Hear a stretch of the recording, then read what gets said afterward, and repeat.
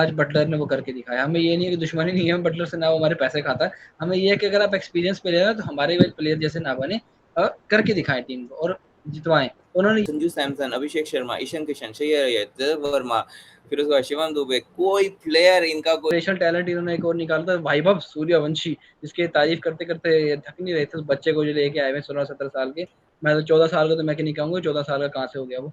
तो मैं उस बच्चे को निकाल दिया उन्होंने।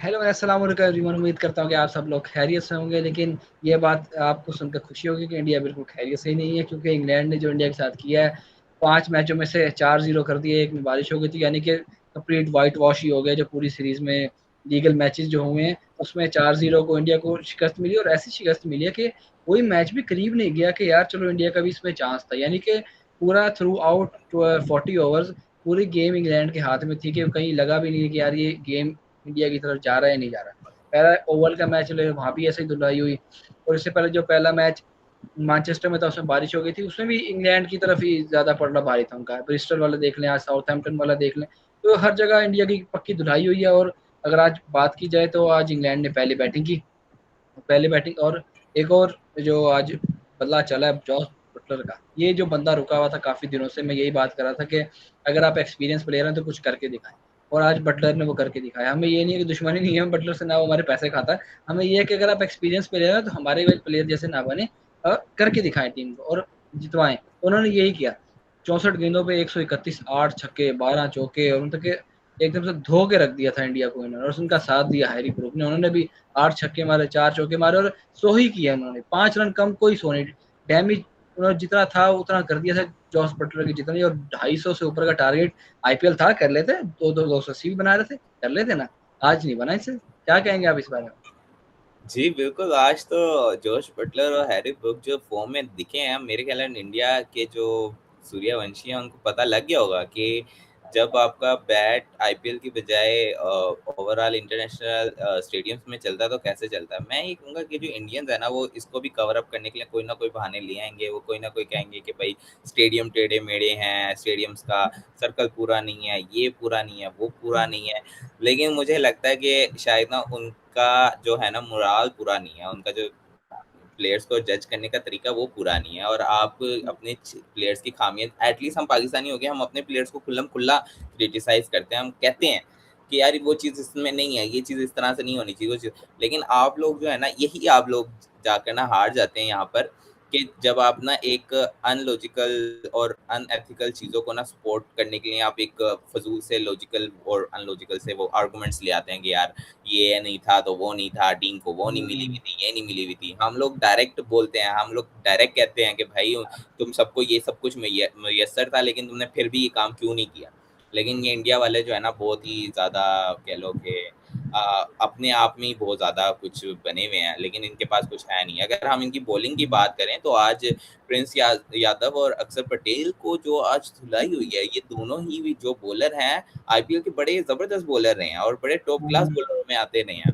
ठीक है, कितने इन्होंने अवार्ड्स लिए हैं, और आज इन लोगों को जो पता लगा है, वो को खुद ही हार लगा लिया था। मतलब कि आधे से ज़्यादा स्कोर तो इन दो बॉलर्स ने ही इंग्लैंड की प्लेट में डाला। क्या बोलेंगे आज इंडिया की जो बॉलिंग रही है और बॉलिंग की जो धुलाई रही है?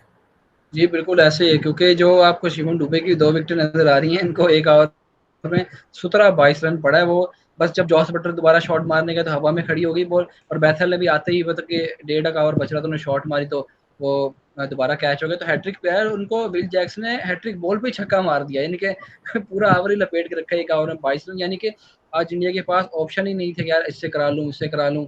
और सूर्यांश जो इन्होंने पता नहीं किधर से निकाल के लाए, गौतम गंभीर किसी गुफा में बैठे थे, उनको कहा चला जा मैच खिलाता हूँ तुझे मैं। तो आज उनको लेकर आए, ना इनकी समझ आ रही थी यार ये बैट्समैन है, ना ही समझ आ रही थी गेंदबाज है। यानी कि यार आप इंटरनेशनल में पहला गेंद मार रहे हो अपना, यार थोड़ी तेजी करा लो। 100 स्पीड किलोमीटर का आपने पहली गेंद कराई स्लो बॉल। तो मतलब कि पहला और तो सुथरा करा लिया था इन्होंने, लेकिन उसके बाद जो इनके साथ सुथरी हुई है तो वो बताने के लायक है ही नहीं। और अक्षर पटेल भाई, ये बंदा जब पता लगता है ना कि इस टीम ने बड़ा स्कोर बनाना है, तो ये बिला वजह 60-70 रन ऐसे ही दे देता है। अगर इंग्लैंड का और इंडिया का वर्ल्ड कप का मैच निकाला जाए तो अक्षर पटेल थे जिससे शुरुआत हुई थी इंग्लैंड की बैटिंग की सही मानों में, और प्रिंस यादव को भी इन्होंने सही अच्छी तरह मारा है, तो कमाल कर दिया उन्होंने आज अपनी बॉलिंग। जी बिल्कुल। अगर हम इंडिया की बैटिंग की बात करें तो संजू सैमसन, अभिषेक शर्मा, ईशान किशन, श्रेयस अय्यर, तिलक वर्मा, फिर उसके बाद शिवम दुबे, कोई प्लेयर इनका कोई इतना अच्छा नहीं परफॉर्म कर सका, क्योंकि जब आपको पता था कि आपके सामने इतना बड़ा कोई टारगेट है तो आपको विकेट्स भी सेव करनी थी।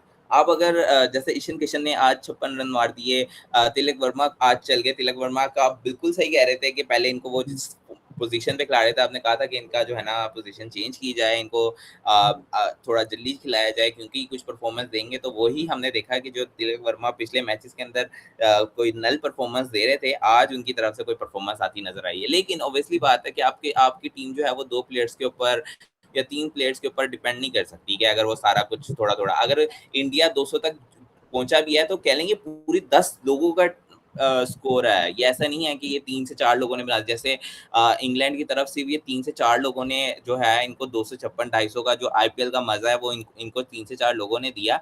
यहाँ पर जो इन्होंने 200 जोड़ा है वो पूरी टीम ने जोड़ा है मिलके। क्या बोलेंगे आप इनकी जो आज इनकी इतनी खराब परफॉर्मेंस रही है दोबारा से? जी बिल्कुल, क्योंकि अगर आप देखें तो इंडिया दोनों डिपार्टमेंट में फेल हो रहा है, और आज तो फील्डिंग वाले डिपार्टमेंट में फेल हो गया, क्योंकि आज इन्होंने 2 से 3 कैच गिराए और रन आउट भी कोई अच्छे खासे किए नहीं है इन्होंने। आज ईशान किशन ने कैच गिराया और एक आधे प्लेयर ने और कैच गिराया, तो मतलब कि बिल्कुल ही आउट क्लास कर रखा है इंग्लैंड ने तीनों डिपार्टमेंट में। और अगर बात शुरू से की जाए तो जब यही सोच के आए थे कि आज ये आईपीएल का मैच है, छोटे-छोटे ग्राउंड है और फटा विकेट है, दे के मारेंगे, लेकिन लगे ही नहीं उनसे। संजू सैमसन ने कितने मार लिए, वर्ल्ड कप में इस बंदे का बल्ला ही नहीं रुक रहा था, और आईपीएल में रुक रहा था, आ रहा जा रहा मार रहा है, मतलब इधर कुछ उधर से कुछ हुआ ही नहीं। अभिषेक शर्मा जो कमाल, पता नहीं कौन सा इन्हें रोहित शर्मा मिल गया था दोबारा, वो पिछले मैच में तो कवर ड्राइव पे आ गया और इस मैच में तो कुछ हुआ ही नहीं उससे।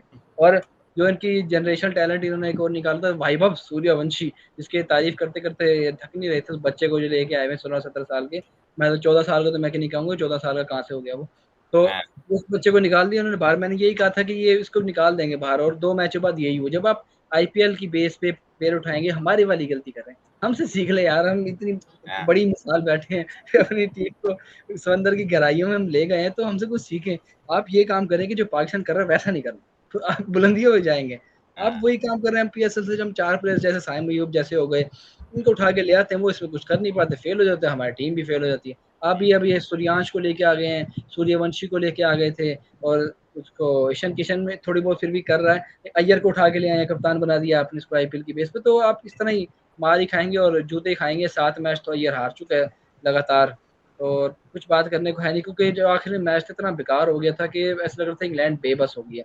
और तिलक वर्मा की आखिर में जो रन है वो पेवंतकारी की हैसियत रखते हैं कि मैच तो आप हार ही गए, लेकिन बस थोड़ा सा यार 40-50 से हारे, इस तरह बस करके बात हुई। और ईशान किशन के तो बिल्कुल 56 बेकार तरीन है, क्योंकि शुरू में तेज खेले थे, आखिर में 35 गेंदे ले गए, तो आपके इस 56 रन की कोई औकात नहीं है अगर आप 250 रन चेज करें।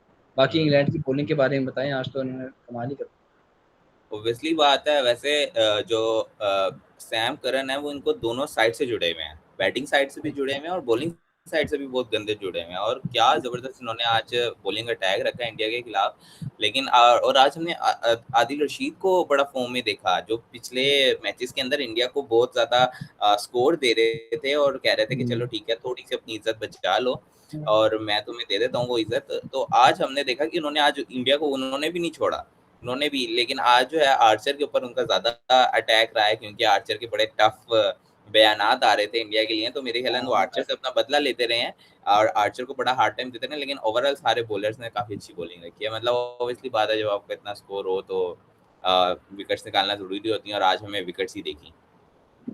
जी बिल्कुल ऐसे ही, क्योंकि अब इनका आगे ओडीआई शुरू होंगे, और जो अब इनके रिजल्ट आ रहे हैं हमें उम्मीद है कि वैसे ही आएंगे, क्योंकि कोई इम्प्रूवमेंट तो इंडिया दिखा नहीं रहा, और अपने इनके मुल्क में भी लानत मलामती हो रही है इन पे, तो जिस तरह की परफॉर्मेंस है वैसे ही होगा। और अगर बात की जाए वेस्ट इंडीज और न्यूजीलैंड के ओडीआईस की, तो अब हम बैठे पाकिस्तानी टाइम के मुताबिक, और वो एक पूरा दिन या पीछे हो, हमारे पूरे दिन पीछे हैं वो, तो अब जब इनकी हम वीडियो बनाएंगे तो अब आपको ये हमारा एनालिसिस कल मिलेगा। लेकिन अभी फिलहाल के तौर पर बता दें कि 22 ओवर हुए हैं, न्यूजीलैंड ने 2 विकेटों के नुकसान पर 111 रन कर लिए हैं। चैपमैन और डैरल मिचेल्स क्रीज पे खड़े हैं। जो इनके ओपनर आए थे वो मार्क निकलस थे और विल यंग थे, जिन्होंने स्कोर जो चाहे विल यंग थे उन्होंने 49 बनाया, यानी कि ऑलमोस्ट 50 हो गया, और जो हेनरी निकल्स थे वो बहुत स्लो थे, 43.27 बनाए इन्होंने।